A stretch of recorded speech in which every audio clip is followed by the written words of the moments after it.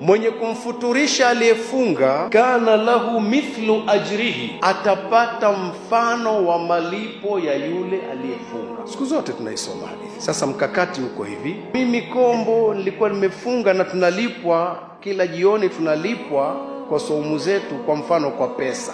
Kwa bahati siku hiyo nikafunga, nikapewa 100,000 vile. Nikamwangalia ndugu yangu pale, na nikaona nataka nichukue kwake, wala simjui amelipwa ngapi. Kumbe mwenzangu kalipwa 500,000 hapa. Nikamfuturisha.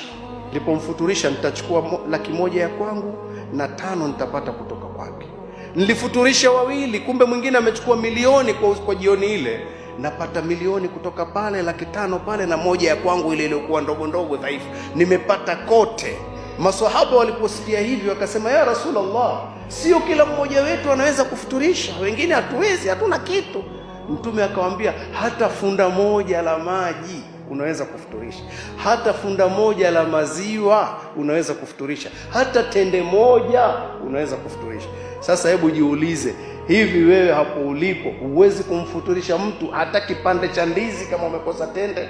Huwezi kuchukua paketi moja ya maziwa ukaigawa na vikombe vyako, pengine umevichukua vile ukamiminia huu na huu na huu watatu, ukachukua 700,000 kwa huu, 700,000 kwa yule, pengine 1,000,000 kwa yule, na 100,000 uliokuwa kwako umefunga ovyo ovyo. Pengine ukufunga vizuri sana, lakini umefuturisha, umechukua 7, 10. Unaonaje? Huu ni mkakati. Tujiwekee azma ya kwamba nitafuturisha mwezi mzima. Andazi moja unaweza ukalikata mara 2 ukampa mwenzio na wewe ukala, umepata kutoka kwake. Halafu hadithi hii ikasema hivi, ghaira annahu la yanqusu min ajri saimi shay'un, ujue kwamba kupewa kwako kutoka kwa yule hakumpunguzii yule katika thawabu zake, kwamba mimi nimechukua 500,000 kutoka hapa, labda ndio nimepunguza kwake. 5 yake anayo na mimi nimechukua 5 kutoka kwake. 1,000,000 yake anayo na mimi nimechukua 1,000,000 kutoka kwake kwa sababu ya kumfuturisha. Jamani, fadhila kama hizi vipi tusiwe na mkakati wa kuchukua? Tujiwekee mkakati huo wa kupata fadhila namna hii. Futurisha mwezi mzima. Natoa nasaha zangu kwenye sehemu 2. Usikose kufuturisha hata kitu kidogo, ya kwanza hiyo.